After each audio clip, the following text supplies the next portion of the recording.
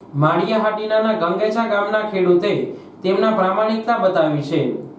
માળિયા તાલુકાના ગાંગેચા ગામના ખેડૂત સમજુભાઈ દયાતર માળિયામાં આવેલી ખેડૂત મંડળીમાંથી ધિરાણ લેવા આવ્યા હતા, જેમાં ₹1 લાખ જેટલી વધુ રકમ કેશિયર દ્વારા આપવામાં આવી હતી, પરંતુ ખેડૂતે બહાર નીકળી રૂપિયાની ગણતરી કરી 1 લાખ વધુ આવી ગયા હોવાનું માલુમ પડ્યું હતું। ત્યારે ખેડૂત સમજુભાઈ દયાતર દ્વારા મીડિયાને સાથે રાખી બેંક મેનેજરને જાણ કરી અને કેશિયરને બોલાવી રકમ પરત કરી હતી।